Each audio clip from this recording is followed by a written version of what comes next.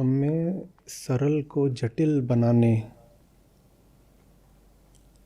की बड़ी पुरानी और प्रगाढ़ वृत्ति होती है।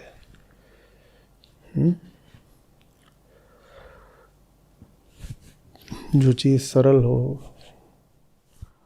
अगर उससे हमको खतरा होता हो तो आवश्यक हो जाता है ना कि उसको सरल रखा ही ना जाए, ऐसा प्रदर्शित कर दिया जाए जैसे चीज़ उलझी हुई है, जटिल है। तो हमने आदत सी बना ली है, ये बात लगभग हमारी संस्कृति में आ गई है कि जब आत्मज्ञान का विषय उठे तो ऐसे प्रदर्शित करो जैसे मामला कितना गोपनीय है।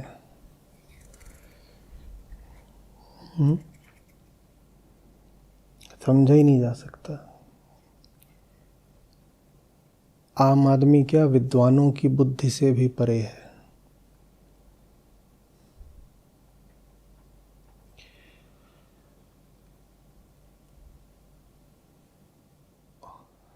तर्क को, बुद्धि को तो हम किसी गिनती में रखते ही नहीं अध्यात्म में। हम कहते हैं कि बुद्धि की पकड़ में जो आ जाए वो चीज़ सरल है, और जो अध्यात्म का मसला है वो बड़ा विकट है। तो बुद्धि को तो पीछे छोड़ो,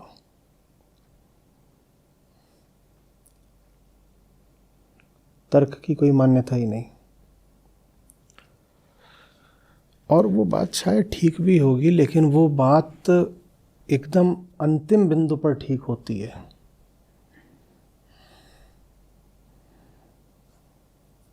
जहाँ पर जाकर के बुद्धि असफल हो जाती है, अवाक हो जाती है, असमर्थ हो जाती है, वो अंतिम बिंदु है। उससे पहले तो सारा काम बुद्धि का ही है, तर्क का ही है। और दर्शन में तर्क की बहुत बहुत उपयोगिता है। पर हमने सारा मामला स्वयं को ही ऐसे जता दिया है कि बहुत उलझा हुआ है। इतना उलझा है कि बुद्धि लगाने से कुछ होगा नहीं, और समझ में उन्हीं के आता है जो बिना बुद्धि के होते हैं। मन जो आंख बंद करके बैठ जाए और कहें कि हमें कुछ इंद्रियातीत अनुभव हुआ है,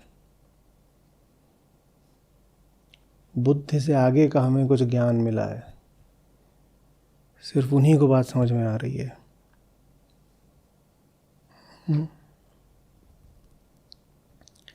तो आम आदमी बेचारा बड़ा दबा दबा सा रहता है। करे भी क्या फिर वो ऐसे क्षेत्र में, ऐसी मान्यताओं और ऐसे महानुभावों के आगे जहाँ उसे कह दिया गया है कि उसके सोचने, विचारने, समझने से कोई काम ही नहीं होगा।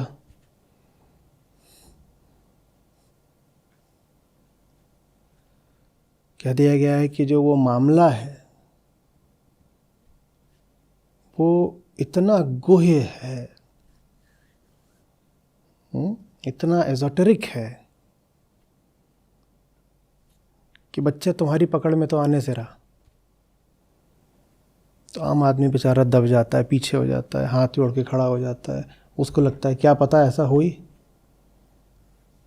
जिस चीज़ का हमें कुछ पता नहीं उस चीज़ का नकार इनकार भी कैसे कर दें, और किसी चीज़ को नकार दें और कोई नुकसान हो जाए तो क्या करेंगे फिर। तो इससे भला है कि सुरक्षित चलो और कह दो कि हाँ भाई हमें समझ में आ नहीं रहा, आप जो भी कुछ बोलो वही ठीक। तो क्या हुआ परिणाम? परिणाम हुआ कि अध्यात्म के क्षेत्र में हजार तरीके की मूर्खताएं, धारणाएं, अंधविश्वास, पाखंड और शोषण खड़े हो गए। समझ में आ रही ना बात? जिन चीज़ों को आप समझ सकते हैं वहाँ आपको बुद्धू नहीं बनाया जा सकता ना, या बनाया जा सकता है? ये कुर्सी है, आप उस पर बैठे हैं, कोई आपसे बोले हाथी है, ये हाथी है, इसको खाना खिलाना है, इसको खाना खिलाने के लिए जल्दी से 1000 रुपया यहाँ पे रख दो, तो आप लुटोगे क्या? क्यों नहीं लुटोगे? क्योंकि आपको पता है ये हाथी नहीं है, और ये हाथी नहीं है तो खाना कैसे खाएगा? खाना नहीं खाएगा तो मुझसे पैसे किस बात के मांगे जा रहे हैं? जहाँ आप समझते हैं वहाँ आपके लुटने की संभावना थोड़ी कम हो जाती है, ठीक? पर अभी आपको अगर बोल दिया जाए कि भाई बात आध्यात्मिक है, ऊपरी है, और ऊपरी बात ये है कि ये है ना, ये देख रहे छत के ऊपर एक विशेष शक्ति विराजी हुई है, और वो आशीर्वाद उनको ही देती है जो थोड़ा सोना थोड़ा चांदी आ करके उधर बाहर एक विशेष वृक्ष है उसमें दक्षिण दिशा से अर्पित करते हैं। तो आप अगर यहाँ 50 लोग बैठे हो तो मैं पक्का बता रहा हूँ 5 तो फंसोगे। अब फंसोगे क्योंकि अब जो आपको बात बता दी गई वो आप परख नहीं सकते ना। आपको बोला गया वो शक्ति क्या है? अदृश्य है। आपने कहा कि शक्ति के विषय में जो मुझे अभी बताई गई बात उसका कोई प्रमाण है? बोले प्रमाण कुछ नहीं है, परंपरा है। और परंपरा ही प्रमाण है, क्योंकि परंपरा का अर्थ है कि 500 साल से लोग इस बात को मान रहे हैं, तो 500 साल से जो लोग मान रहे हैं वो सब बेवकूफ़ थे क्या? तो परंपरा ही प्रमाण है। 500 साल से चल रही है तो माने इतने लोगों ने माना, वो सब बेवकूफ़ थे। और सबको अगर तुम मूर्ख बता रहे हो तो क्या तुम अपने बाप दादा को मूर्ख बता रहे हो? बोलो, क्या तुम्हारे बाप दादा मूर्ख थे? नहीं थे ना मूर्ख। तो उन्होंने फिर जिस परंपरा का पालन किया वो गलत नहीं हो सकती। या तो ये मान लो कि तुम्हारे बाप दादा मूर्ख थे। अब अहंकार ये मानने की इजाज़त नहीं देता कि मूर्ख नहीं थे, तो कम से कम अज्ञानी तो थे ही। और अज्ञानी तो कोई भी हो सकता है। मान लो भाई कि हाँ थे अज्ञानी, पर नहीं मानने का मन नहीं करते, कहते सब परंपरा से चला आ रहा है, तो परंपरा ही अपने आप में जैसे एक सत्य हो गई। तो कुल मिला जुला करके जो एक बहुत सीधा साधा क्षेत्र है,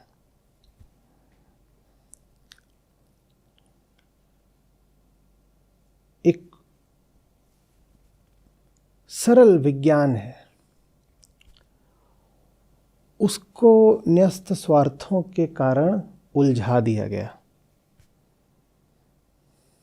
बात एकदम सीधी है, कोई जटिलता नहीं, एकदम सीधी है, लेकिन उसको उलझा दिया गया। उलझा दिया गया क्यों? क्योंकि आपके लिए जो चीज़ सुलझ जाती है वो चीज़ अब आपके लिए हुआ नहीं रह जाती ना।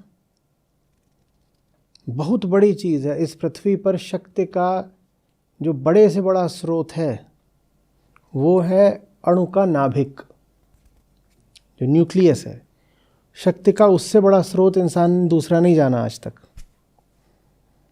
पृथ्वी पर छोड़ दो, सूरज की भी जो हमें सारी ऊर्जा और प्रकाश मिल रहा है वो उसी से मिल रहा है। सूरज पर फिशन फ्यूशन दोनों चल रहे हैं।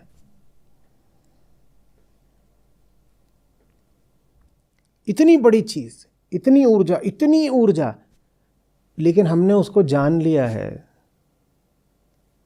तो क्या अब हम उससे ऐसे घबराते हैं कि जैसे भूत हो? नहीं, हमने उसको चूंकि जान लिया है तो अब उससे हम अपने पंखे जलाते हैं, अपनी बत्तियां जलाते हैं। और अगर कोई तरीका निकल जाए न्यूक्लियर वेस्ट के प्रबंधन का, तो यकीन जानिए एक दिन आप उससे अपनी गाड़ियां चला रहे होंगे। अगर उससे पनडुब्बी चल सकती है, न्यूक्लियर पावर्ड सबमरीन तो आप जानते ही हैं, अगर उससे पनडुब्बी चल सकती है तो एक दिन आपकी बाइक भी चल सकती है। सवाल तो बस मिनिएचराइजेशन का है। हो जाएगा, वो भी हो जाएगा। जिस चीज़ को आप जान लेते हो वो चीज़ कितनी भी शक्तिशाली हो, उससे अब आपका नुकसान नहीं हो सकता, बल्कि आप उससे अब लाभ ले लेते हो। आप समझ रहे हो?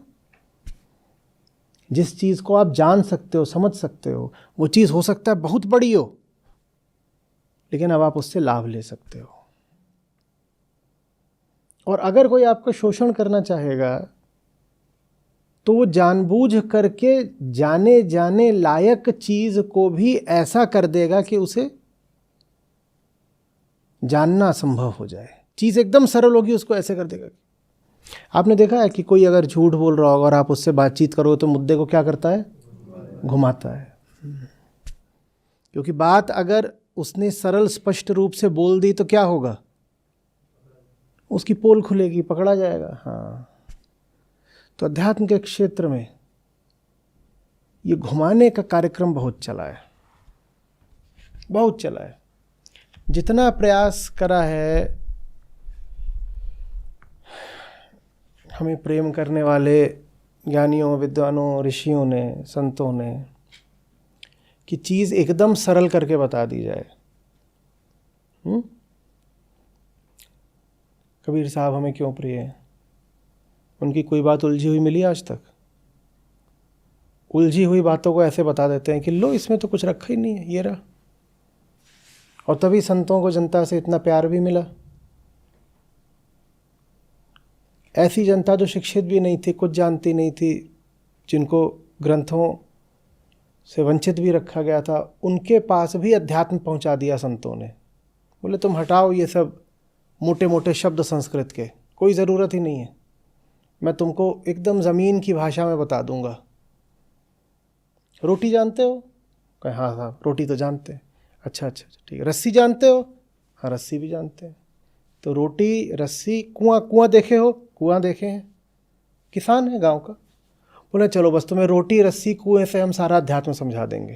बोले अरे महाराज बहुत बढ़िया किया, और समझा भी दिया। ये काम उन्होंने करा जिनके मन साफ थे। उन्होंने उलझी हुई चीज़ों को सुलझाया है। मैं कहता सुलझावनहारी और तू रहता उलझाई रे। उनका काम सुलझाने का था, उनका काम सुलझाने का था। अब आज मैं आपसे कुछ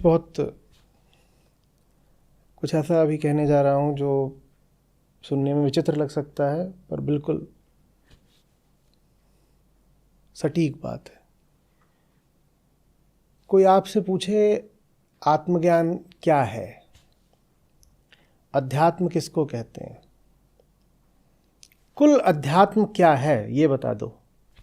दुनिया भर की उसमें सिद्धांत हैं, कहानियां हैं, ये हैं, मत हैं, धारणाएं हैं, परंपराएं हैं, इतनी किताबें हैं। उन सबको अलग रखो, हमें सीधे सीधे बता दो आत्मज्ञान क्या होता है, या अध्यात्म की परिभाषा बता दो। तो आपको कुछ याद रखने की ज़रूरत नहीं, कुछ भी नहीं, कुछ भी नहीं।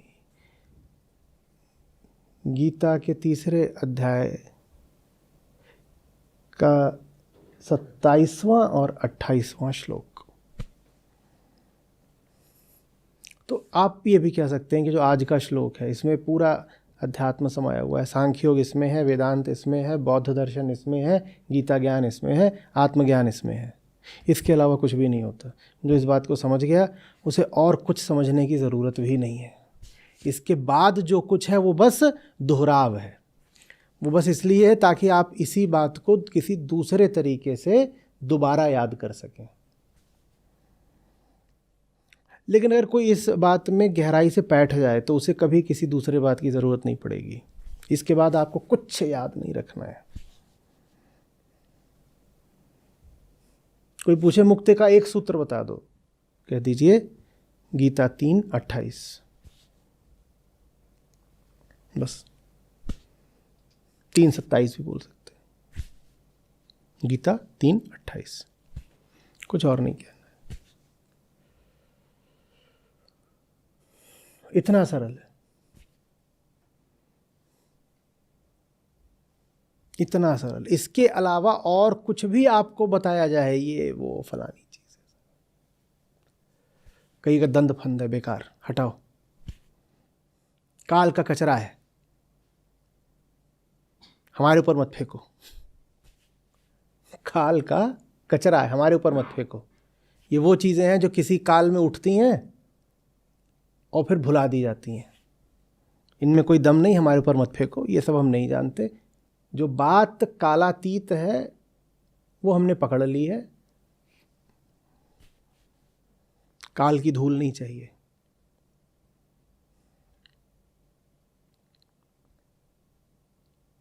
समझ रहे हैं?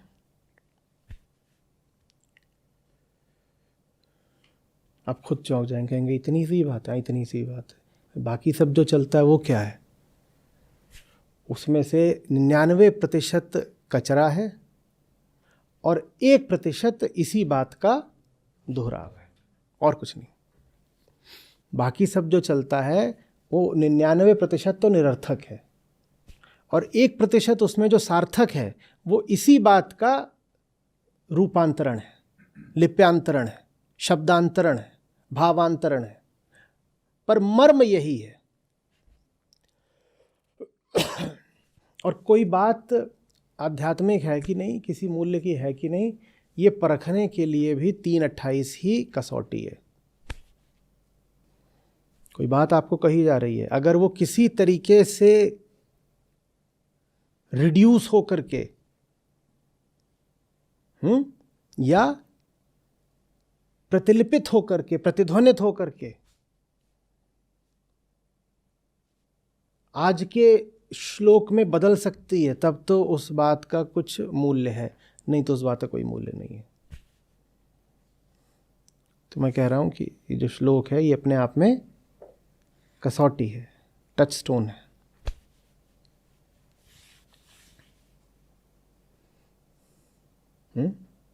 क्या कह रहे हैं कृष्ण? आज कोई नई बात नहीं कह रहे हैं, पर मन मेरा इस चीज ने जीता है कि एकदम जमीनी, एकदम बुनियादी, एकदम मूलभूत बात बोल दी है। और कृष्ण के सामने अर्जुन यदि इस समय सजग होते तो गीता यहीं समाप्त हो जाती। अच्छा वो सजग नहीं थे अर्जुन।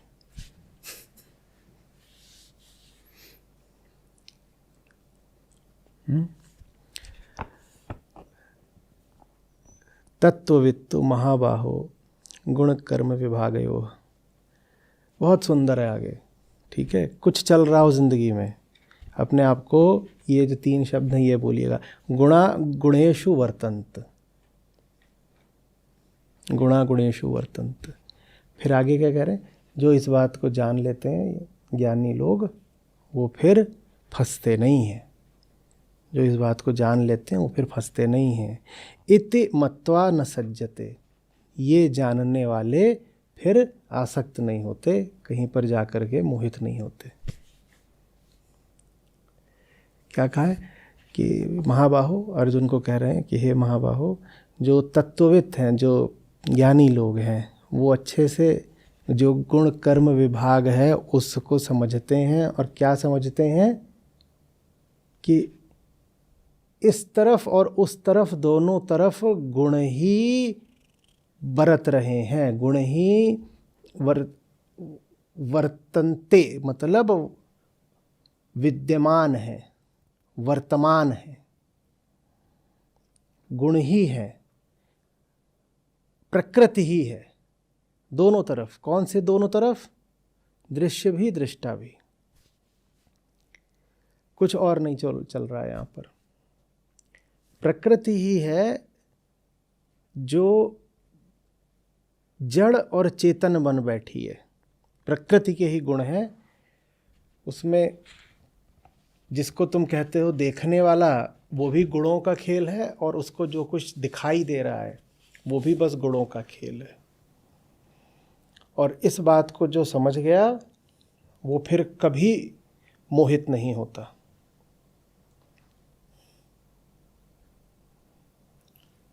समझ में आता है? गुणा गुणेषु वर्तन्ते।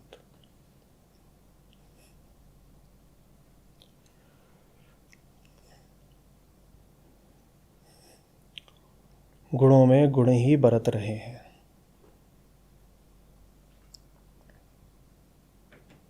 बस कुल इतना ही है।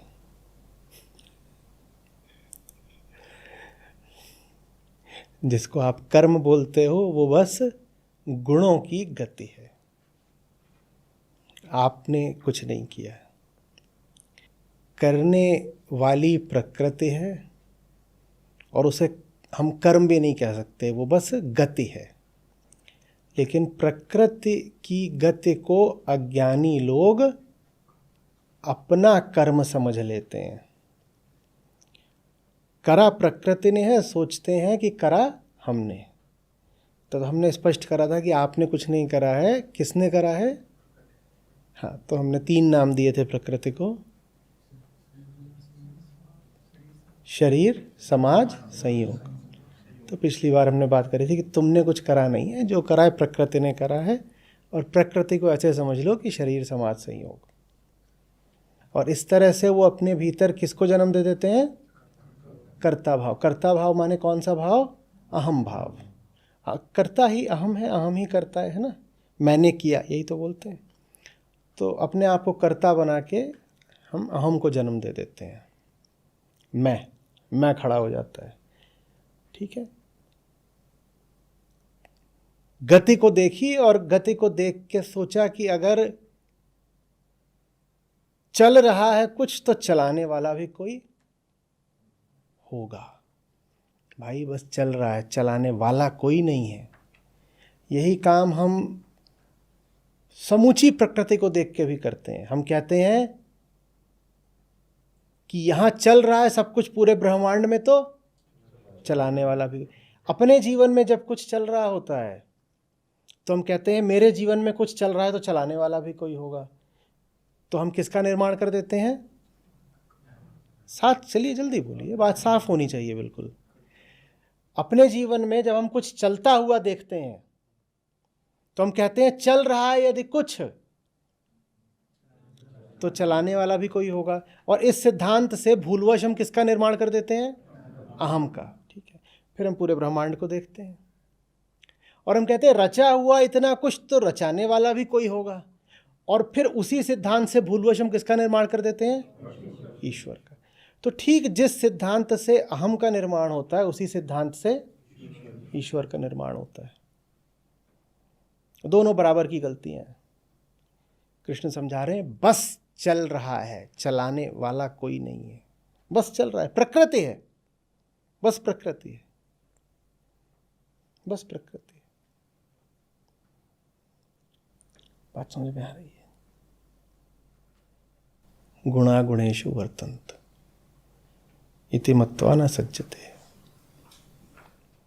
जो ये बात समझ गया उसके बाद वो नहीं फंसता, वो मुक्त है। यही मुक्ति का विज्ञान है। मुक्ति का विज्ञान ये नहीं पूछता मैं मुक्त कैसे हो जाऊं। मुक्ति का विज्ञान ये जानने में है कि मुक्त होने के लिए मैं हूं ही नहीं।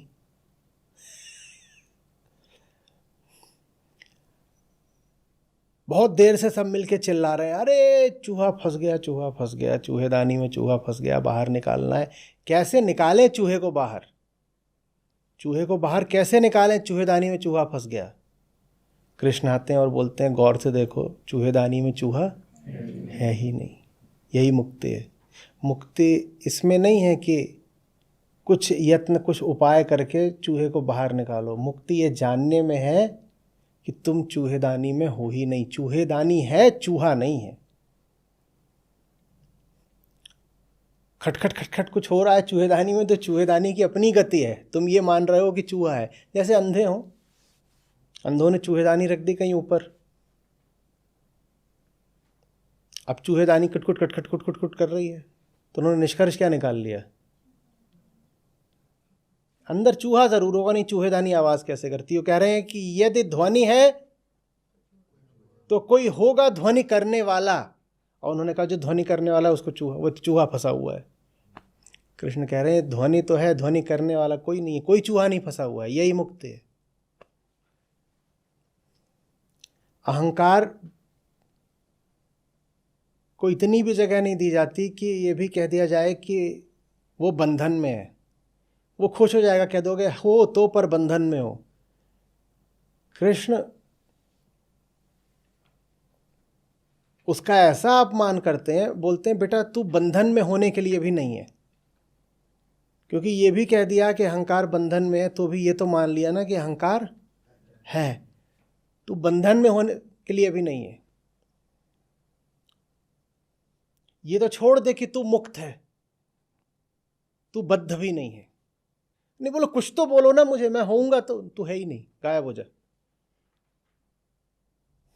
तू सिर्फ प्रतीत होता है नहीं। इसी को माया बोलते हैं, जो लगे कि है पर है नहीं। उसी से मिलता जुलता शब्द है अध्यास। भासित होता है, बोलो साथ में, है नहीं। भासित होता है नहीं। नहीं तो फिर ये सब कौन है? वो भीतर से वो चिड़िया बताई जाती है, बोलती है गुणा गुणेषु वर्तन्त। गुण है, प्रकृति के गुण है। अरे रात में हवा बहती है तो पेड़ों को बोलते नहीं सुना है? नहीं सुना है? कभी किसी थोड़ा निर्जन जगह पे नहीं रहे हो, खासतौर पे पहाड़ों में, इतनी बातें करते हैं पेड़। हवा बहने दो, फिर देखो खासतौर पे अगर चीड़ हो, देवदार हो, कैसी बातें करते हैं। तो वैसे ही तुम बातें करते हो, कुछ भी भिन्न नहीं। नहीं पर हवा, पेड़, हवा तो निर्जीव है ना, तुम भी हवा ही हो। अंग्रेजी में तुम्हें बोलेंगे हॉट एयर। हॉट एयर का मतलब होता है जिसमें कुछ है नहीं, बस गुब्बारा फुला रखा है।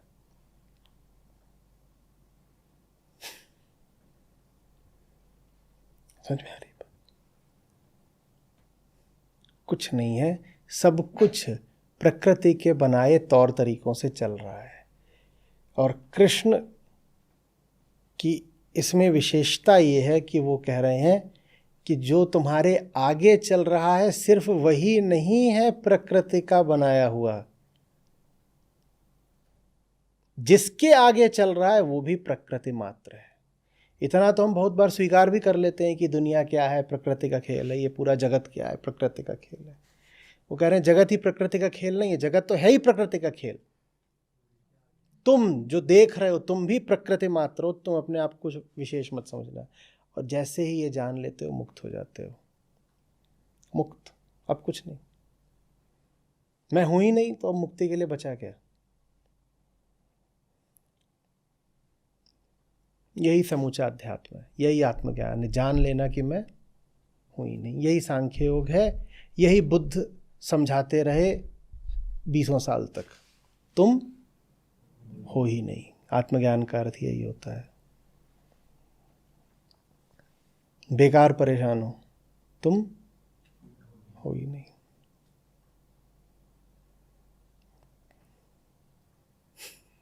एक बाप था, उसकी औलाद महा नालायक, बहुत नालायक। उसे पैसा लूटे, ये दे दो, अकेला लड़का, और बाप की छाती पे चढ़ा रहे, पैसा दे दो, ये कर दो, वो कर दो, दुनिया भर के उपद्रव कर रहा है, शिकायतें आ रही हैं, बाप कुछ कर ना पाए, बाप कुछ करे तो माँ बचा दे लड़के को, ये सब चलता रहता था। और लड़का बिल्कुल अव्वल दर्जे का नालायक। जितना पैसा था बाप का सब उड़ा दिया उसने, 1000 तरह की अय्याशियां। तो बाप ने कहा इसको सबक तो सिखाना होगा। बाप के मन में भी क्रोध, और बाप है तो बोले इसको कुछ सबक भी सिखाना है, क्रोध भी निकालना है और साथ में सीख भी देनी है। तो अब सारा पैसा उड़ गया, कुछ बचा नहीं है, बाप को सदमा हो गया, बाप मरने को आ गया। तो बेटे को बुलाता है, बोलता देख बाप तो तेरा ही हूँ, तो मैंने तो जितना पैसा दिया ना उससे 10 गुना ज़्यादा वो फलानी तिजोरी है उसमें रख दिया है। ठीक, तो चिंता मत करना, मैं तो मर रहा हूँ लेकिन वो पैसा सारा तेरे पास रहेगा। बस ये देख लेना कि ये जो तिजोरी है कभी कोई इसके आसपास ना जाए। अगर इसको किसी ने भी छू दिया, माने तूने भी छू दिया, तो वो जो सारा पैसा है वो राख बन जाएगा।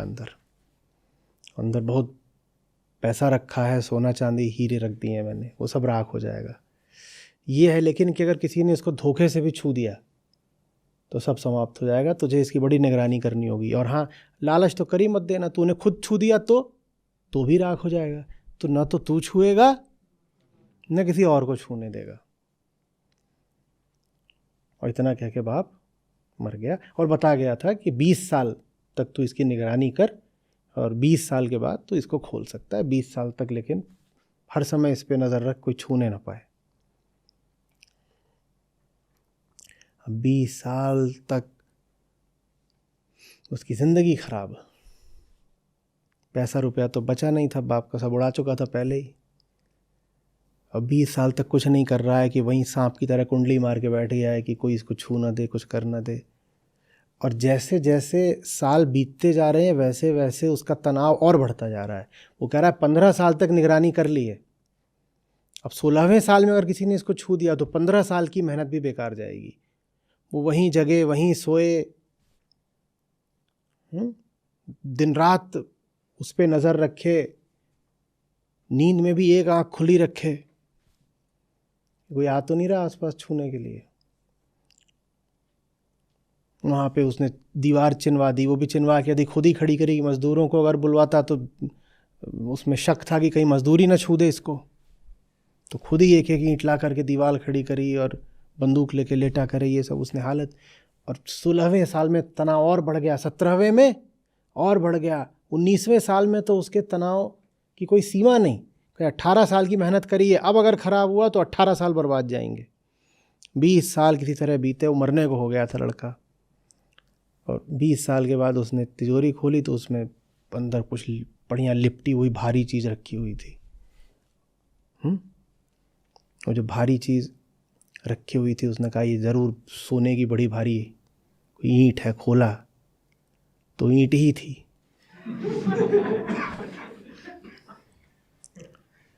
ईंट ही थी।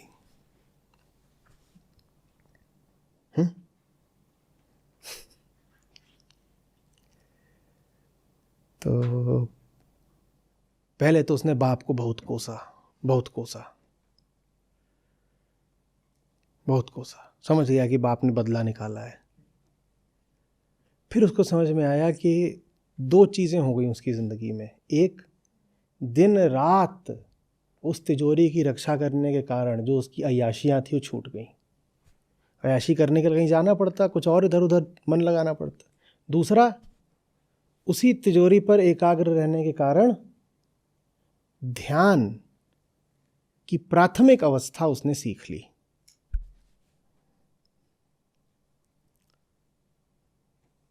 लेकिन कुल मिलाकर के उसको एक बात समझ में आ गई कि दुनिया का सबसे बड़ा जो दर्द होता है वो होता है किसी ऐसी चीज़ की रक्षा करना जो है ही नहीं।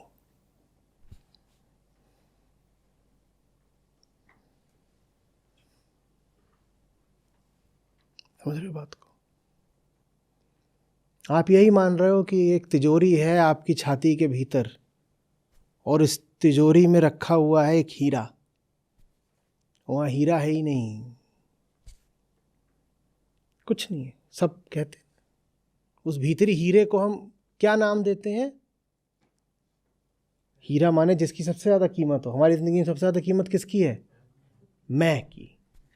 तो इधर यहाँ पर एक तिजोरी है और तिजोरी के भीतर एक हीरा रखा है और हीरे का क्या नाम है? मैं। कृष्ण आपसे कह रहे हैं तिजोरी खाली है, कुछ नहीं है वहाँ। और अगर ये मानोगे कि वहाँ हीरा रखा है तो दिन रात किस में जियोगे?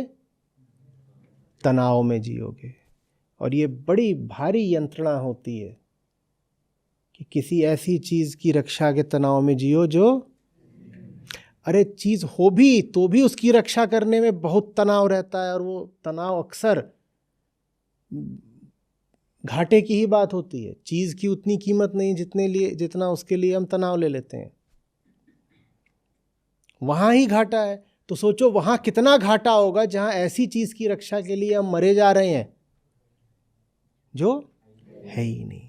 कृष्ण कह रहे हैं कि गुणों का खेल है प्रकृति के, मैं तो कुछ है ही नहीं, और तुम उस मैं के लिए क्या अपने आप को दुख दिए दे रहे हो। मैं सोचता है कि मैं हूं,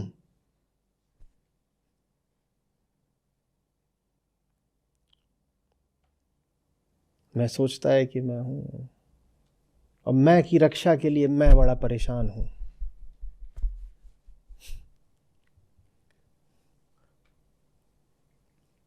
अरे इसी को और जब दार्शनिक तरीके से करा जाता है तो पूछते हैं कि इस मैं का कोई प्रमाण है, तो उत्तर ये आता है कि मैं का प्रमाण तो मैं ही है, मैं के अलावा कोई प्रमाणित नहीं कर सकता कि मैं है। तो ये तो फिर गड़बड़ बात है। जब तुम्हारे अलावा तुम्हारा कोई प्रमाण ही नहीं है तो फिर तो धांधली हो सकती है, और धांधली है, उसी धांधली का नतीजा दुख होता है।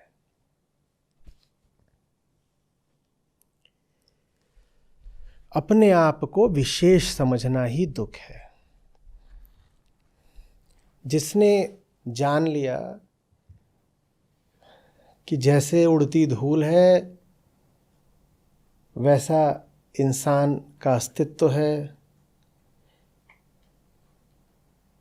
जैसे पेड़ उग गया कहीं, जैसे पौधा उग गया कहीं, जैसे सर के ऊपर वृक्ष है, जैसे पाँव के नीचे घास है,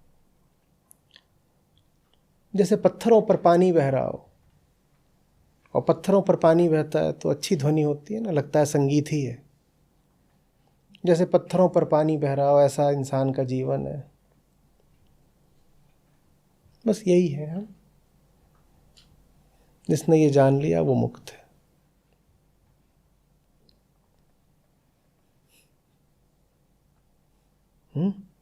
और जिसने ये नहीं जाना वो 20 साल तक तिजोरी की रक्षा में लगा रहेगा। वो लड़का तो किस्मत वाला था, अंततः जान गया कि भीतर जो भारीपन है वो भावना और मोहब्बत का नहीं है, वो ईंट है। हमको तो यही लगता रहता है कि दिल भारी है, याद आ रही है, वो ईंट है और कुछ नहीं है।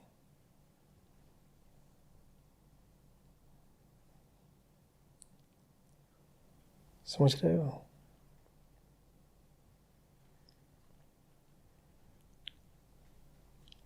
ज्ञान बड़ी अद्भुत चीज है। जानने का मतलब होता है जानने वाले को समाप्त कर देना।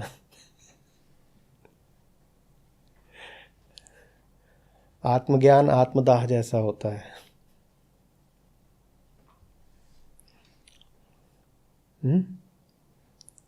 बताओ आत्मज्ञानी क्यों नहीं मिलते? बड़ा दाह लगता है। दहन माने जलना, मिटना। लेकिन ये ऐसा दहन है जिसमें बड़ी शांति है, शीतलता है।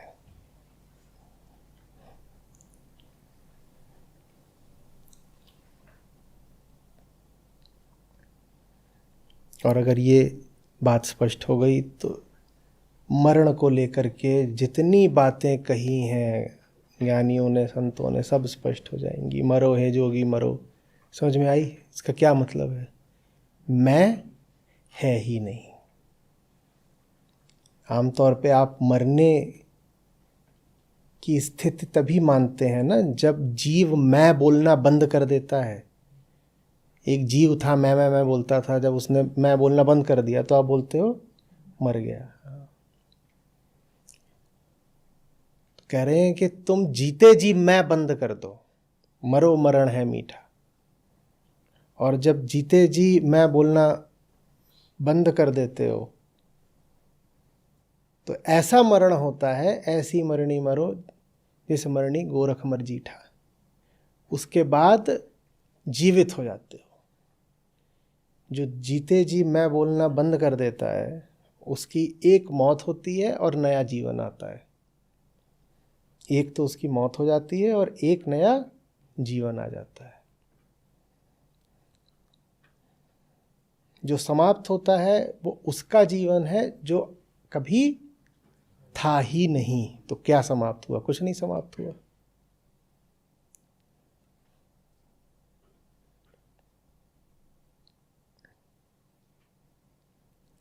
आ रही बात समझ में?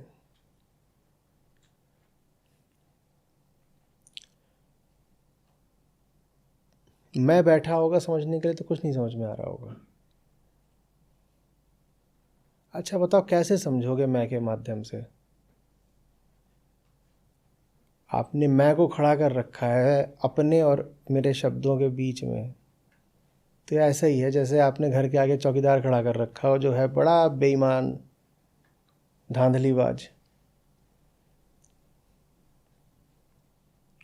और इधर से कृष्ण आपको पत्र भेज रहे हैं। उसमें क्या लिखा हुआ है कि ये जो सामने तुमने खड़ा कर रखा है चौकीदार बड़ा बेईमान है। और जब कृष्ण भेज रहे हैं पत्र तो किसके हाथ में आ रहा है? चौकीदार के। वो उसको कभी अंदर आने देगा? इसीलिए मैं के माध्यम से सत्य कभी सुना नहीं जा सकता। मैं को पता है कि सत्य अगर आ गया तो मैं नहीं बचेगा, तो वो उसको दरवाजे पे ही रोक देता है। आपको अगर अभी मेरी बात सुननी हो तो सीधे सुनिए, सीधे। मैं के माध्यम से मत सुनिए। मैं के माध्यम सुनना क्या है? उसमें बुद्धि लगा दी अपनी, तर्क कुतर्क जोड़ दिए, किंतु परंतु जोड़ दिया, फिर कुछ नहीं समझ में आएगा। ये सब भी हटाओ। सबसे ज़्यादा उसमें स्वार्थ जोड़ दिया अपना, सुरक्षा जोड़ दी अपनी। वही सुनूंगा जो सुन करके सुरक्षित रह पाऊँ। ऐसा अगर कुछ आ रहा है जो झटका दे देगा तो मैं सुनूंगा ही नहीं। तो मैं ऐसा ही करता है। उससे आप कितनी भी ऊंची बात बोलो वो सुनता उसमें से उतना ही है जितने से उसको पोषण मिलेगा, सुरक्षा रहेगी। बाकी या तो वो सुनता नहीं है या विकृत करके सुनता है। कुछ कहा जाएगा वो उसको कुछ और अर्थ करके। आज का ही जो श्लोक है आप जाइएगा और जो तमाम तरह की गीताएं प्रचलन में है इसका अर्थ देखिएगा और आप भौचक्के रह जाएंगे। ये करा करिए। जब किसी श्लोक पर बातचीत हो जाए तो उसके बाद जाके देखिए कि बाजार में उसी श्लोक के किस तरीके के अर्थ प्रचलित हैं और वही अर्थ सब मान रहे हैं कि असली है। सबको लग रहा है वही अर्थ तो है। ये कराया हमने कृष्ण के साथ। क्या कह रहे हैं वो और क्या उसका अर्थ कर दिया गया, एकदम ही कुछ की बात कुछ और।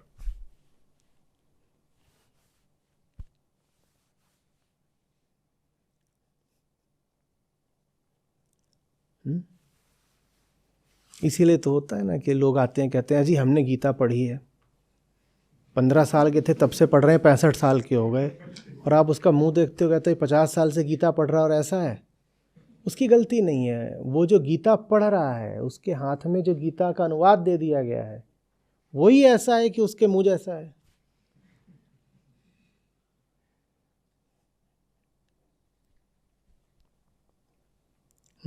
नहीं तो एक श्लोक पर्याप्त। मैं आपसे कह रहा हूँ 28वां श्लोक पर्याप्त है।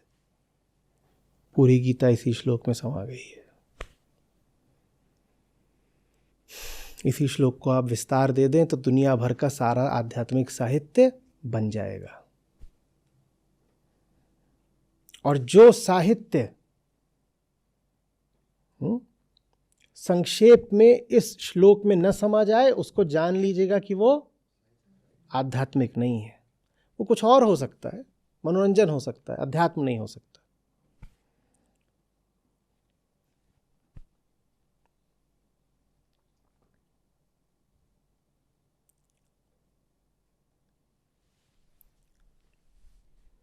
सुंदर शब्द है।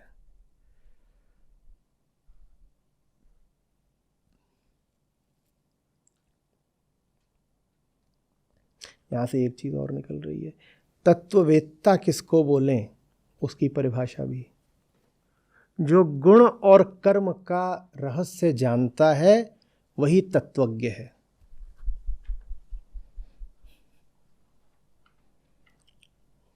गुण माने जो आपके भीतर असली करता है, वो गुण है। मैं तो कर नहीं रहा, तो करने वाला कौन है? गुण है। तो गुण माने जो असली करने वाला है, वो असली करता है। और कर्म माने जो चल रहा है, गति हो रही है।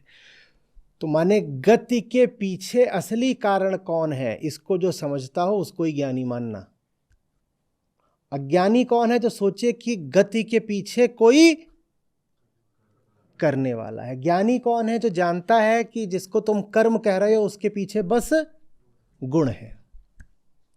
ज्ञानी वो है जो जानता है कि कर्म के पीछे कर्ता नहीं है, कर्म के पीछे गुण है।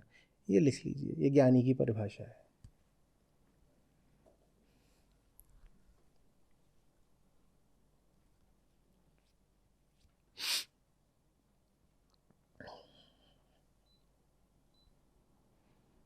कुछ आनंद सा आ रहा है?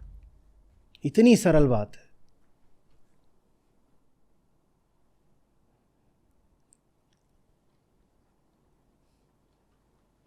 तो एक और सूत्र लिख लो। आनंद तो सरलता में ही है।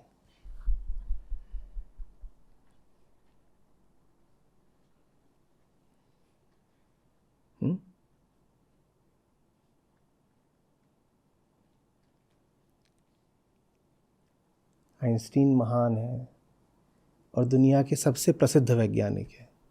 आइंस्टीन शब्द ही एक विशेषण बन गया है। क्यों? क्योंकि इतनी बड़ी रिलेटिविटी है, उसको उन्होंने E=mc² में डाल दिया है। इतना सरल। ये ज्ञान की और महानता की पहचान होती है कि जनरल थ्योरी, स्पेशल थ्योरी सब घुसकर किसमें आ गई? E=mc²। उलझाने का काम तो कोई भी कर सकता है, और स्वार्थ का काम ही है उलझाना। सरल करना प्रतिभा भी मांगता है और निष्कामता भी मांगता है।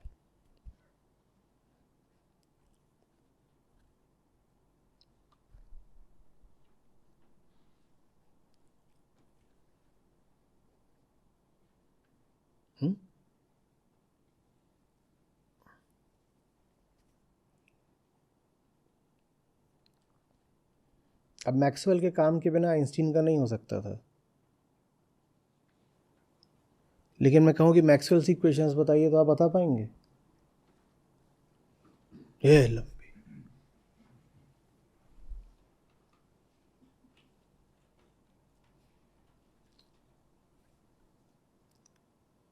और E=mc² उनको भी पता है, जो 8वीं से फेल हो रहे थे विज्ञान में। सबको पता है।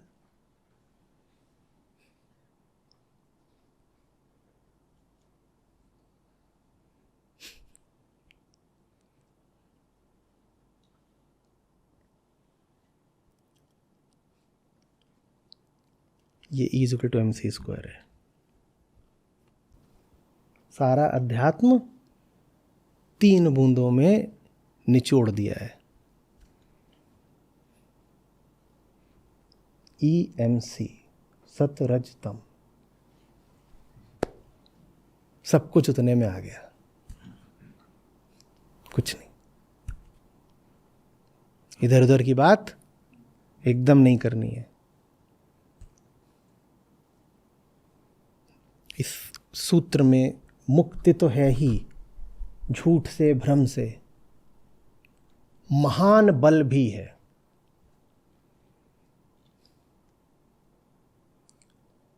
जो ही दिखाई दे कि कुछ आपके साथ प्रकृतिगत और प्रकृतिवश हो रहा है, तुरंत कहिए ये तो गुण है, ये तो मैं हूं नहीं। जब मैं हूं नहीं तो इसमें मेरा क्या, मैं हट सकता हूं।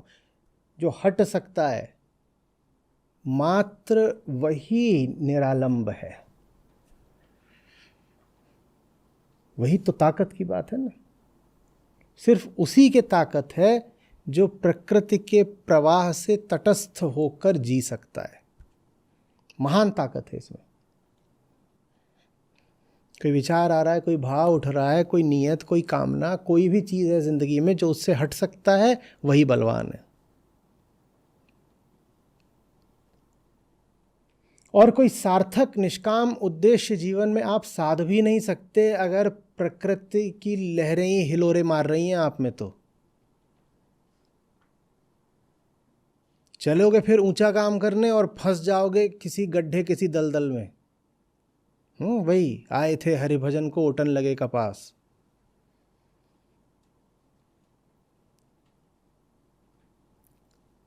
जीवन में कोई सार्थक उद्देश्य हो ही तभी सकता है जब प्रकृति के गुण कर्म को प्रकृति का गुण कर्म जाना जाए, अपना नहीं। जो प्रकृति के खेल में व्यर्थ ही फंस गया, वो अब क्या कोई ऊंचा काम करेगा, कुछ भी नहीं हो सकता।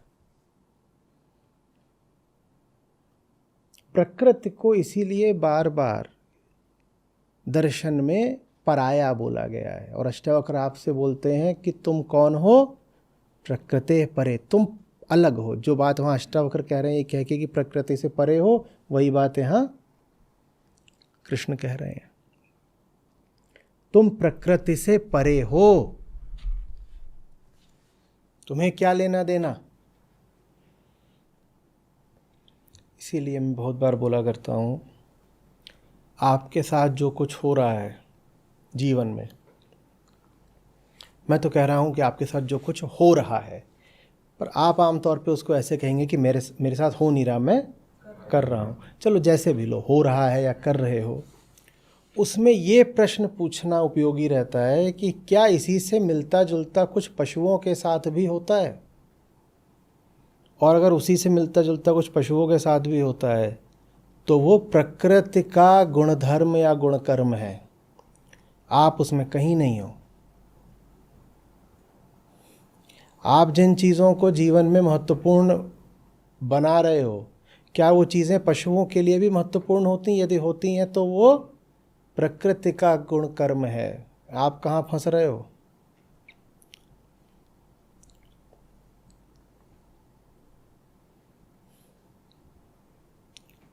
जिंदगी में बहुत भारी चीज़ अभी हो गई है, 2-3 साल से इधर उधर घूम रहे हैं, किसी से कर्जा उठा लिया है, किसी से कुछ कर रहे हैं, किसी से कुछ कर रहे हैं, कह रहे बहुत बड़ा महल बनाना है।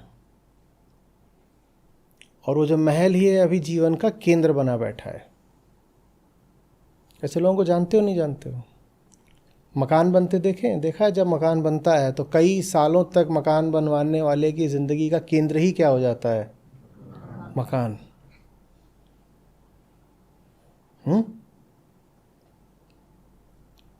वो बालू पीता है, वो सीमेंट खाता है, वही ज़िंदगी है। वो कहीं बैठ जाए, सांस ले तो वहाँ से रेत आती है, यही कर रहा है वो। वो क्या कर रहा है ये जानना हो तो किसी चिड़िया का घोंसला देख लो, बस बस। और अब उसके बाद क्या होगा ये जानना हो तो किसी मादा खरगोश को देख लो।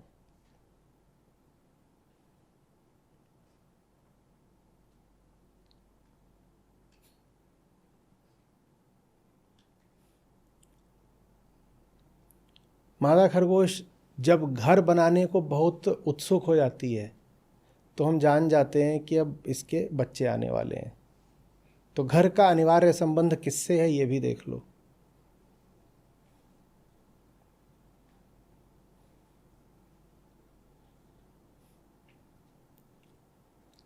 और जब खरगोश को बच्चे होने वाले होते हैं तो उसके बाल बहुत झड़ते हैं, बहुत बाल झड़ते हैं उसके, झब्बे झब्बे बाल। और उन्हीं बालों का इस्तेमाल करती है वो अपना छोटा सा घोंसला भी बनाने के लिए। और भी चीज़ें रखती है पर अपने बाल भी रखती है, क्योंकि खरगोश के बाल बहुत मुलायम होते हैं। तो वो अपने ही बाल झाड़ती है, उन झाड़ बालों को ले जा करके बनाती है और वो बन जाता है घोंसला। आप समझ जाते हो कि अब इसमें बच्चे आने वाले हैं। तो शारीरिक क्रियाओं का भी संबंध किससे है ये भी जान लो।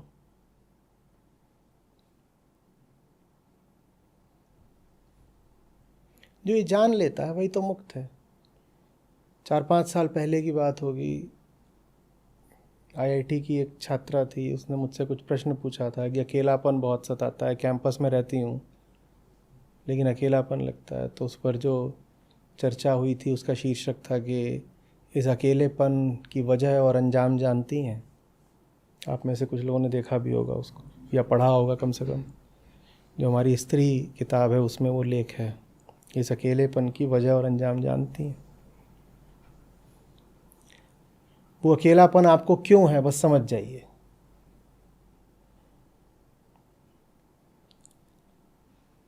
सारा अकेलापन उसी घोंसले की तलाश है और कुछ नहीं।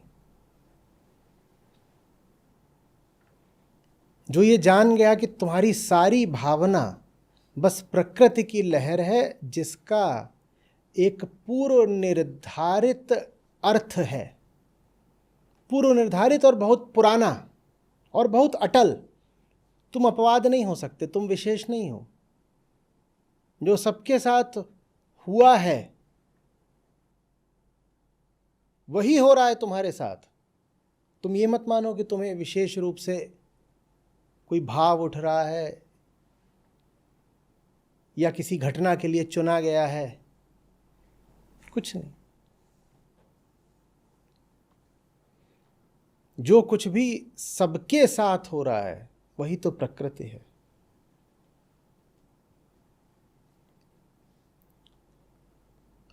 और जो एक चीज सबके साथ है ही है उसको बोलते हैं मैं, अहम वृत्ति।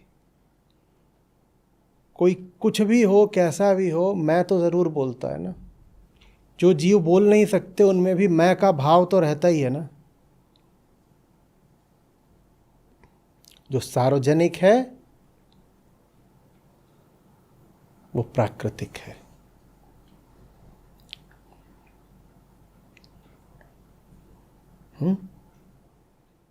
ये ज़मीन का टुकड़ा मेरा है, मैं इसके लिए प्राण दे दूंगा, जान दे दूंगा ज़मीन के इस टुकड़े के लिए।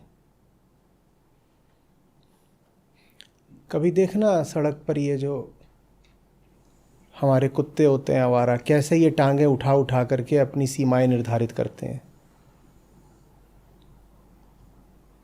आप क्या सोचते हो, उनको आपकी गाड़ियों के टायरों की सिंचाई करने में कोई पारमार्थिक लाभ है? नहीं, वो अपने क्षेत्र की सीमा निर्धारित कर रहे हैं। कह रहे हैं यहाँ से यहाँ तक मेरा अड्डा है, कोई दूसरा कुत्ता आए तो सूंघ के जान जाए कि ये मेरा है। और अगर कोई दूसरा कुत्ता आ गया तो फिर देखो कैसे वहाँ विश्व युद्ध होता है। विश्व युद्ध ही होता है। इसकी टोली के 8-10 और आ जाते हैं। कभी देखा है? 6 कुत्ते इधर के, 5 कुत्ते उधर के। ये कुछ नहीं है, ज़मीन के पीछे की लड़ाई है। अब वही ज़मीन के पीछे की लड़ाई कुत्ते करें तो आप पत्थर मारते हो, और नेपोलियन करे तो बोलते हो नेपोलियन महान। ये तो नहीं चलेगा। इसीलिए जॉर्ज ऑरवेल ने अपनी एनिमल फार्म लिखी थी, और उसमें जो सबसे बड़ा सुअर था उसको नाम दिया था नेपोलियन। उसमें सुअर है, मैं गाली नहीं दे रहा हूँ, उसमें सचमुच सुअर है। सुअर हैं, कुत्ते हैं, बिल्लियाँ हैं, सब कुछ है। उसमें नाम दिया था नेपोलियन। बोले वही काम कुत्ते कर रहे हैं कि मेरी ज़मीन मत ले लेना, तो बोलते कुत्ता भाग यहाँ से। और वही काम तो हमारे महान सम्राटों ने करा है ना, ज़मीनें जीती। और क्या करा है, आप नक्शों पर लकीरें खींचते और कहते हो वाह कितना बड़ा क्षेत्र इसने जीता, ये महान है। पर वो काम तो कुत्ते ने भी करा है, वही काम तो कुत्ते ने भी करा है, वही काम तो प्रकृति करवाती है। सुनने में बड़ा बुरा लग रहा है, महान थे सब। जो जमीन जीते वो महान कैसे हो सकता है? बिल्लियां भी वही काम करती हैं। कोई पशु बता दे जो ये काम ना करता हो। दो बंदर जिस पेड़ पे बैठे हो वहां तीसरा चढ़ के दिखा दे।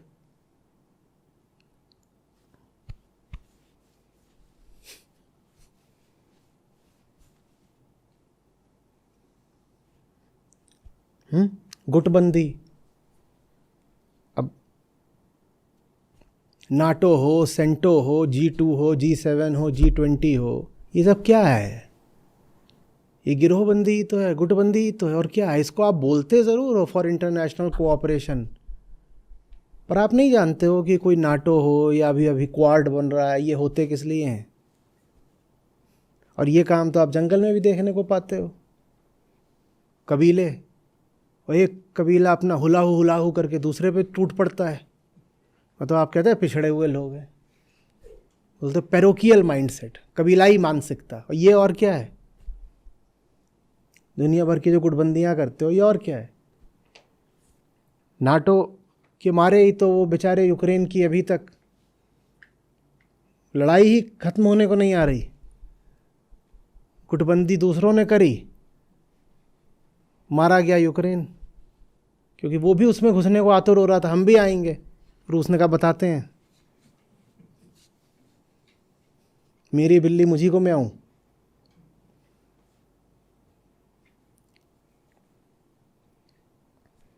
ये गुटबंदी का काम जंगल में खूब देखते हो कि नहीं?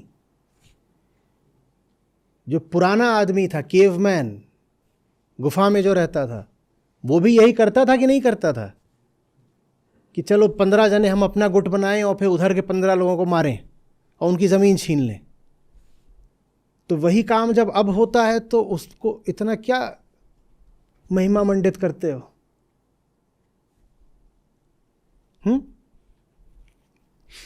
क्या वो कुछ अलग है? अब चुनाव आ रहे हैं, एक इधर दल बनेगा, कहेंगे आ जाओ गठबंधन, एक गठबंधन उधर बनेगा। ये और क्या है? वही तो है, सत्ता के पीछे मारामारी। नहीं तो कि आपस में इसलिए जुड़े हैं कि निष्काम प्रेम है।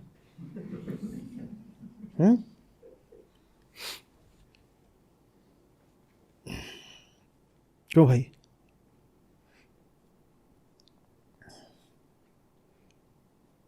जो तत्वविद है उसका लक्षण ही यही कि दुनिया में जो भी कुछ हो रहा होता है उसे वो प्रकृति के जंगल में होता देख लेता है। वो इस झांसे में नहीं आ जाता कि कपड़े पहन रखें इसलिए इंसान है। उसे पता है कि सिर्फ जानवर हैं, यहाँ सिर्फ जानवर हैं, प्राकृतिक पशु हैं, कपड़े पहन लिए, भाषा बोल रहे हैं। एक बार मैंने कहा था ना कि चिंपैंजी घुस गया है किसी बड़े दफ्तर में, कुछ हो सकता है अमेजन का, गूगल का, कोट पैंट पहन रखा है और मैक मिनी पे काम कर रहा है, धारा प्रवाह अंग्रेजी बोल रहा है, लेकिन है तो चिंपैंजी ही ना। यही ज्ञान, उसकी अंग्रेजी पे मत आ जाना, उसके मैक मिनी पे मत आ जाना। वो 10 प्रकार की प्रोग्रामिंग कर सकता है, जहाँ से मत आ जाना। मैंने उसे कल ही जंगल में देखा है और आज रात भी देखूंगा।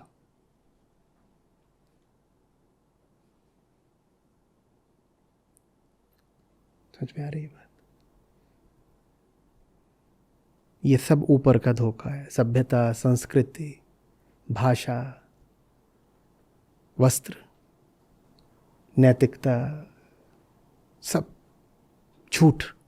इन सब के पीछे हमारा जंगली जानवर ही होता है।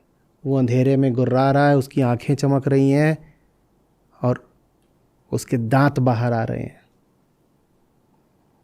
सब झूठ है। बातें ऊंची हैं, नेक इरादों का प्रदर्शन है, लेकिन उसके पीछे सिर्फ प्रकृति का पुराना प्रवाह है, जिसमें न सत्य होता है, न बोध होता है, न प्रेम, न करुणा। प्रकृति में इन बातों का क्या अर्थ है? प्रकृति तो इतनी अचेत है कि वहाँ बड़े क्रूर तरीके से एक पशु दूसरे का वध भी कर देता है, तो हम ये नहीं कहते कि अरे बड़ी नाइंसाफ़ी करी। कभी कहते हो क्या? इतने हिंसक पशु हैं, कभी उनको ले आकर के न्यायालय मुकदमा चलाया कि कितनी बेदर्दी से इसने मारा है, अभी अभी तड़पा तड़पा के? कभी कुछ करा? प्रकृति इतनी अचेत है कि उससे हम चेतना की अपेक्षा भी नहीं करते। वहाँ पे कुछ गिरे से गिरा काम भी हो रहा हो तो हम नहीं कहते कुछ बुरा हो रहा है।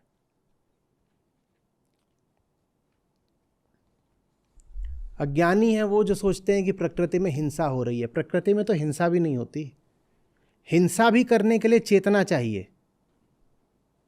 प्रकृति में इतनी कम चेतना है कि प्रकृति में हिंसा भी नहीं होती। ना अहिंसा है ना हिंसा है, प्रकृति में कुछ नहीं है।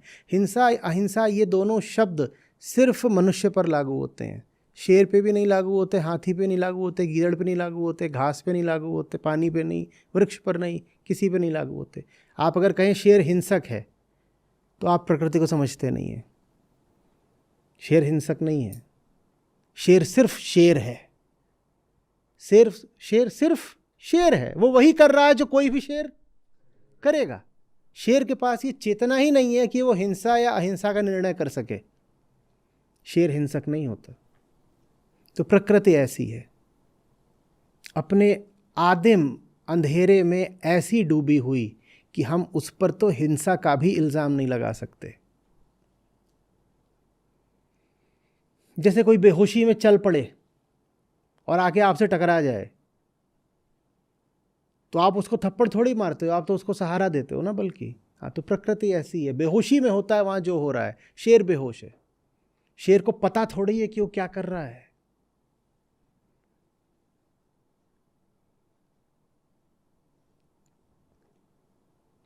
हम भी शेर हैं। ये रहा मेरा बब्बर शेर। सब पशु ही हैं।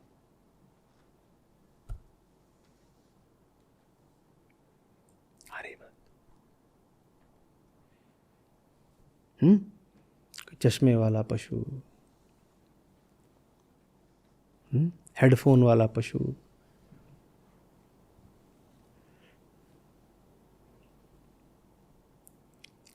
देखते नहीं हो बंदर आपको क्या संदेश देते हैं? आप खड़े हो जाओ पेड़ के नीचे, मोबाइल लेके, वो मोबाइल ऊपर ले जाएगा। अचानक ऊपर से झपट्टा मारेगा, आपका मोबाइल ले लेगा। आपको नहीं ले जाता, आपके मोबाइल को ले जाता है। ऊपर मोबाइल ले जाएगा, जैसे आपने कान में लगा रखा था वो भी लगा लेगा। वो आपको कुछ बता रहा है। वो आपको बोल रहा है ये तो मैं भी कर सकता हूँ, तू मुझसे अलग कैसे? बता ना, तू मुझसे अलग कैसे? ये काम कैसे करता है मोबाइल, ये तो ना तुझे पता है ना मुझे पता है। रही बात कान पे लगाने की, तो जैसे तू लगाता है वैसे ही मैं लगाता हूं, और ज्यादा बोलेगा तो बता लगाऊं कान पे।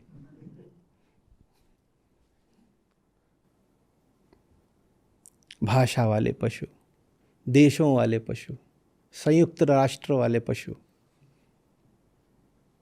मिसाइलों वाले पशु, कंप्यूटर्स वाले पशु, डेंचर्स वाले पशु, झापड़ पड़ा और पूरा जबड़ा बाहर आ गया। जानवर भी हैरान है। बोल रहा करना तो तुम्हें वही है जो प्रकृति ने दिया है। दांत से ज़्यादा तुमने कुछ नहीं बनाया, दांत तो प्राकृतिक होते हैं। तो ले दे करके तुम्हारी सारी तकनीक, तुम्हारे सारे आविष्कार, काम बस प्रकृति को ही आगे बढ़ाने का कर रहे हैं। तुमने क्या बनाया है? दांत। तो प्रकृति को ही तो आगे बढ़ाया, दांत पहले भी थे और तुमने क्या करा? तुमने और दांत बना लिए। कुछ दिनों में तुम कंप्यूटराइज्ड दांत बना लोगे, लेकिन रहेंगे तो वो दांत ही, और दांत तो चबाने और फाड़ने के ही काम आते हैं।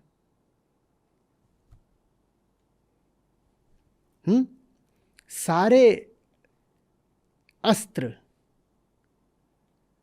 जानते हो किस चीज का विस्तार है?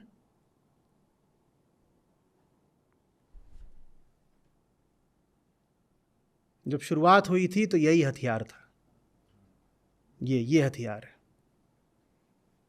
एक हथियार आज का हमारा बस इसी का विस्तार है।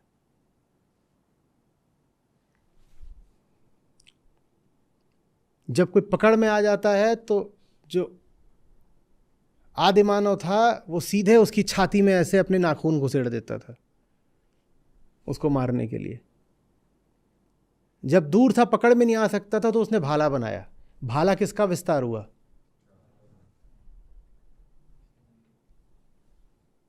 वही भाला आज मिसाइल बन गया है। वो मिसाइल आपके हाथ का विस्तार है, और ये उसी पुराने जानवर का हाथ है जो आज मिसाइल बन चुका है।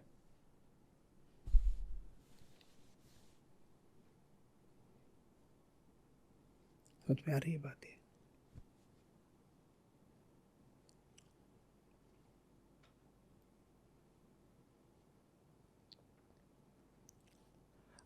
कुत्ते के दांत आपने कभी देखे हैं? कब देखे हैं? याद करिए। कुत्ते के दांत आमतौर पर दिखाई देते हैं? नहीं दिखाई देते। कुत्ते के दांत सिर्फ कब दिखाई देते हैं? जब वो डराता है। जब डराता है तो देखा खास तौर पे क्या करता है? ये अपने होंठ ऊपर करके अपने दांत दिखाता है। ठीक है, तो दांत कब दिखते हैं? जब खास तौर पे जब सामने शिकार होता है, और यही काम भेड़िया करता है। सामने शिकार होता है तो दांत दिखते हैं। समझो, जब सामने शिकार होता है तो दांत दिखते हैं। माने जिस चीज से पेट की और कामना की पूर्ति होती है उसके सामने दांत दिखने लगते हैं। इंसानों के दांत कब दिखते हैं? जब इंसान मुस्कुराता है और हंसता है। तो हमारी मुस्कुराहट और हंसी क्या है? वो सिर्फ तब आती है जब हमें अपने सामने हमारा शिकार दिखता है।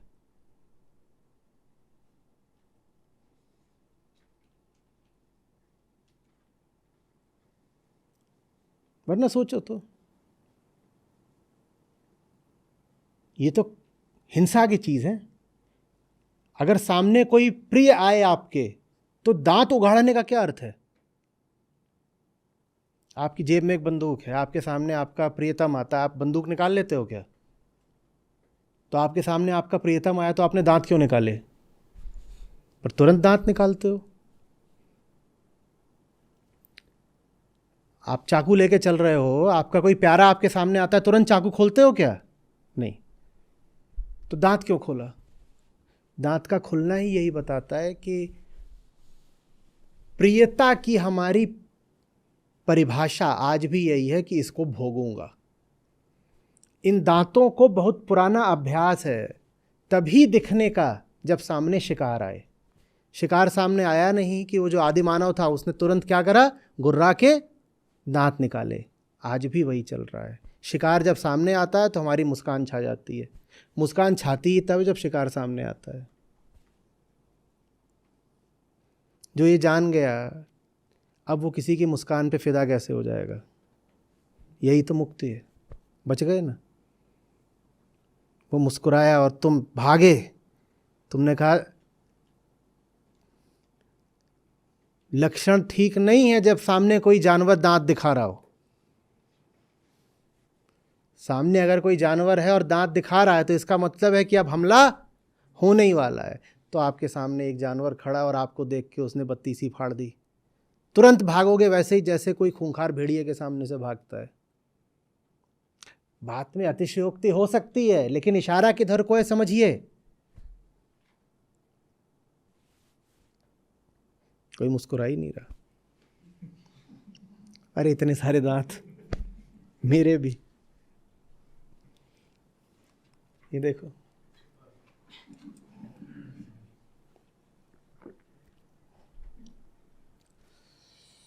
खेल के पीछे उदाहरण के लिए हम जान देते हैं,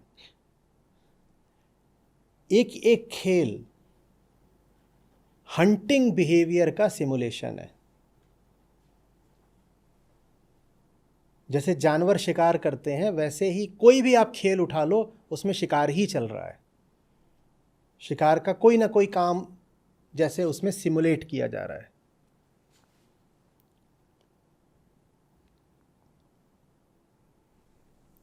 दो कबीले आमने सामने हैं, बस उसके बाद कभी रस्सी खींचनी है, कभी गेंद आगे पीछे करनी है। उस गेंद को मान लो क्या है, वो गेंद एक खरगोश है, और उस खरगोश की जान लेने के लिए दो विरोधी कबीलों के गुट आपस में प्रतिद्वंदिता कर रहे हैं। ये सॉकर है।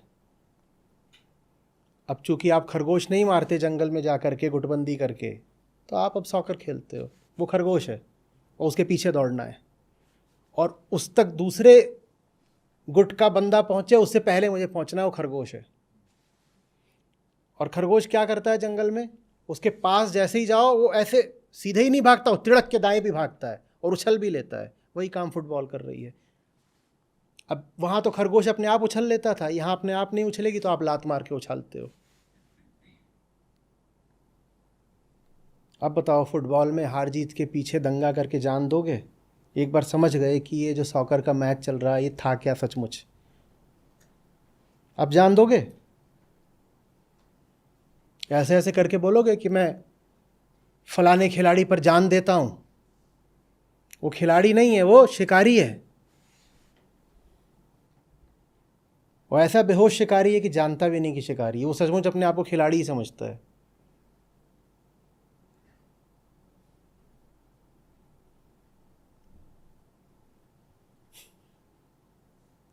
हम जिन चीज़ों को खूबसूरती का पर्याय समझते हैं, चाहे स्त्री में चाहे पुरुष में, वो सब की सब चीज़ें प्रकृति ने निर्धारित कर रखी हैं ताकि प्रकृति का कार्यक्रम आगे चलता रहे। वो प्रकृति का गुणकर्म है। आप क्यों उसमें दीवाने हुए जा रहे हो?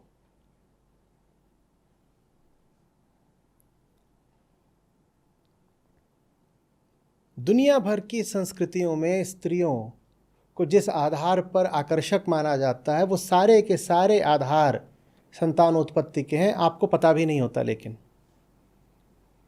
आपको लगता है कि वो प्यारी लग रही है। वो प्यारी नहीं लग रही है, वो आपको प्रजनन हेतु आकर्षक लग रही है।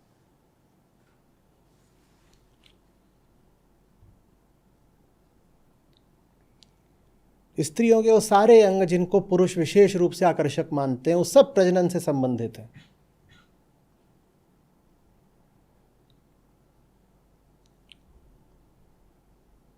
और इसी तरीके से एक मजबूत कदकाठी का और लंबा जो पुरुष होता है, वो जंगली जानवरों से बचाने में रक्षा करता आया है। और आप कहते हो टॉल डार्क हैंडसम। वो पुरानी बंदरिया, वो आज भी ढूंढ रही है टॉल डार्क हैंडसम। काला लंगूर देखा है? अब मिल गया तो वो खुश हो रही है, अरे वो काला लंगूर है। पूंछ छुपा रखी है बस।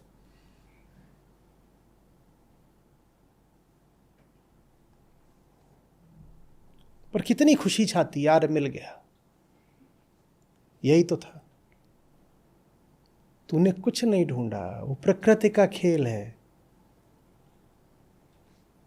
जिस दिन तू पैदा हुई थी उसी दिन निर्धारित हो गया था कि तुझे इस तरीके का पुरुष पसंद आएगा ही आएगा। उसमें तू कहां है? जो चीज पहले से ही सुनिश्चित हो, उसमें तुम कहां हो भाई?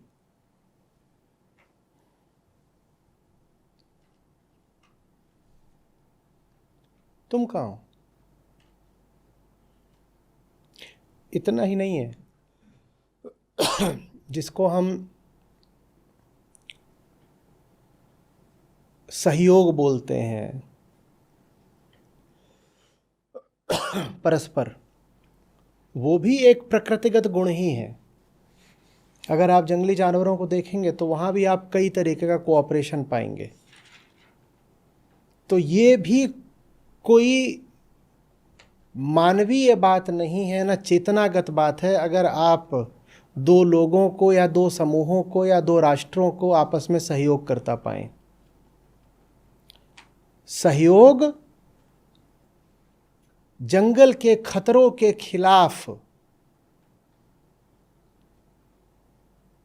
उपयोगी होता है। इसलिए सब पशु आपस में सहयोग करते हैं, कोई मनुष्य ही नहीं, सब पशु। अनुशासन, कभी पक्षियों को उड़ते हुए देखना एक कतार में, अनुशासन भी प्रकृति और पशुता की ही निशानी है। ममता, जंगल के किसी भी जानवर को देख लो, वो अपनी संतान के प्रति एक भाव रखता ही रखता है। तो इसमें क्या खास है? इस पर क्यों जान दिए दे रहे हो? ये तो आदिम खेल है, तुम्हारा इसमें क्या? और यही बात फिर लागू होती है उम्र के बढ़ने पे, बुढ़ापे के आने पर, बीमारी के आने पर और मृत्यु के आने पर। ये तो प्रकृति द्वारा तय की गई चीजें हैं, इसमें तुम्हारा क्या? तुम क्यों परेशान हो रहे हो? उम्र बढ़ रही है, आपको तनाव हो रहा है। बहुत सारे लोग इसी में अवसाद में चले जाते हैं। झुर्री आ गई, झुर्री हटाना न जाने कितने मिलियन बिलियन डॉलर का उद्योग है।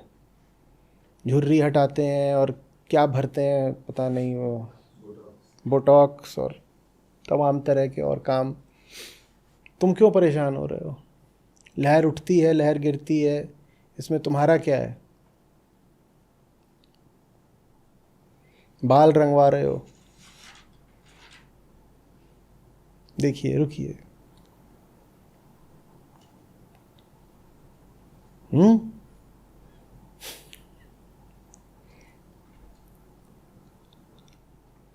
बाल झड़ गए, परेशान है वो, जा करके उसमें फिर जैसे खेत में धान रोपा जाता है, Japanese method of rice cultivation, वैसे वो मुंडी में बाल रोप रहे हैं। बहुत तो उसमें मर जाते हैं इन्फेक्शन से। तुम काहे को परेशान हो रहे हो? अरे जब पत्ते लगे थे तो पतझड़ भी तो आएगा। तुम्हारा इसमें क्या है कि घर के बाहर जो पेड़ लगा है, पतझड़ में जब उसमें से गिरता है तो रोने लग जाते हो कि ये तो टकला हो गया।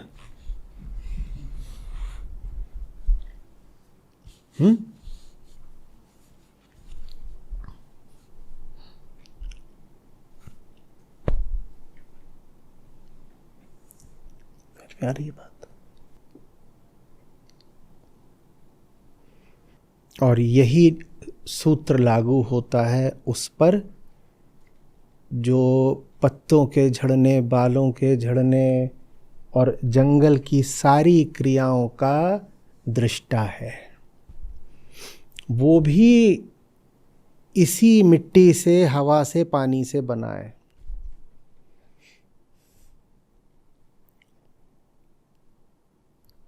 तो वो भी जिन तरीकों से देखता है मिट्टी के झड़ने को और हवा के बहने को, वो तरीका भी किसने तय कर रखा है? प्रकृति ने। तो हवा बहती है, बर्फ गलती है, ये क्या है? सब पशु आपस में प्रतिद्वंदिता करते हैं, ये क्या है?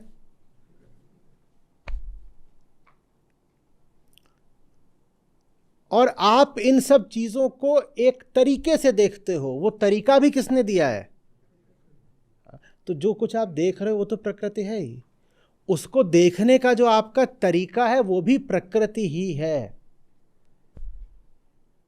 ये कहीं भूल भ्रम न रह जाए कि बाहर बाहर है प्रकृति, भीतर जो इन सब को देख रहा है उसको भी इसी धूल मिट्टी ने ही खड़ा करा है, तो उसको भी बहुत महत्व नहीं देना है। और उसको हम ज़्यादा महत्व देते हैं क्योंकि सारे अनुभव तो उसको ही होते हैं ना। बाहर की चीज़ों को महत्व हम फिर भी न दें, ऐसा आदमी मुश्किल है जो अपनी भावनाओं को महत्व न दे। बाहर के बहाव को महत्व न दो ये तो फिर भी संभव है, पर भीतर के भाव को महत्व न दो ये मुश्किल होता है ना। जो भीतर का भाव है और जो बाहर का बहाव है वो दोनों एक ही जगह से आ रहे हैं, एक है, उनको एक मानना। जैसे बाहर की धूल मिट्टी और इन चीज़ों को कहना है प्रकृति, वैसे भीतर का जो भाव है वो भी प्रकृति ही है।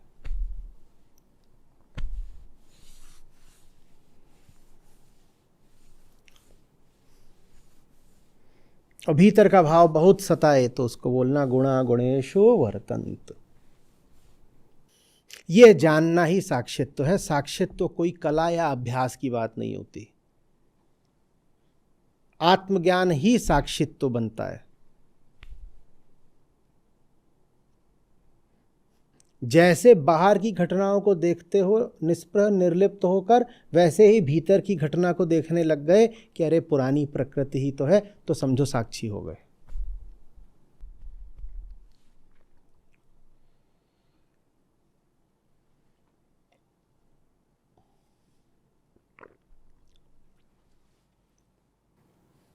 जिनके घरों में पशु हों पालतू, उन्होंने देखा होगा कि संगीत से पशु आकर्षित हो जाते हैं, देखा है? तो आप जब संगीत के प्रति आकर्षित होते हो सिर्फ, तो उसमें पशु जैसा ही कुछ है।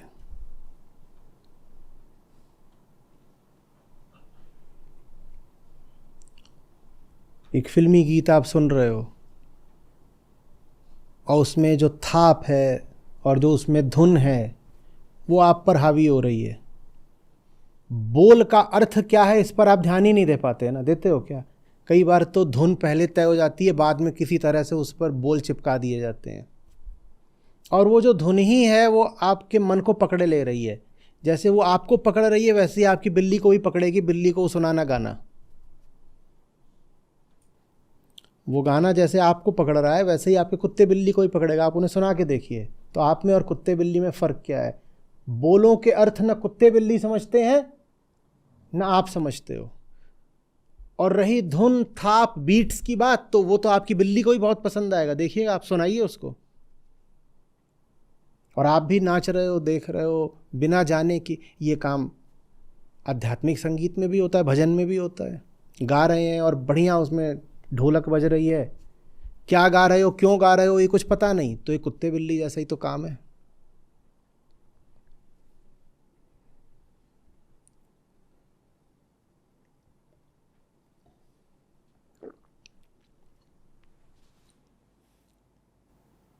स्वयं में और पशु में जो कुछ भी साझा हो उसके प्रति सजग रहिए। अगर ये भी आप अभ्यास करते चलें तो ये अपने आप में एक बड़ी सशक्त साधना है। इसका अर्थ ये नहीं है कि पशु को दुत्कारना है या पशु का अपमान कर देना है। इसका अर्थ ये है कि बस जान लेना है कि मेरा वो सब कुछ जो पशु जैसा है मात्र प्रकृति का गुण कर्म है, मात्र प्राकृतिक है। यदि पशु जैसा है तो प्राकृतिक है, और यदि प्राकृतिक नहीं है तो उसमें मैं नहीं हूं। बस ये जानना है, मैं नहीं हूं, उसमें मैं नहीं हूं। और मैं नहीं हूं तो फिर ठीक है, अब मैं साक्षी हो सकता हूं ना, मेरा उसमें कोई लेना देना नहीं। मैं क्या करूंगा उसमें घुस के? प्रतिभागिता की कोई ज़रूरत नहीं। अब वहाँ मेरा अब कोई सरोकार ही नहीं है, मैं नहीं हूं। वो तो पशु का काम है, चल रहा है, पुराना पशु है, प्राकृतिक पशु है, चल रहा है काम।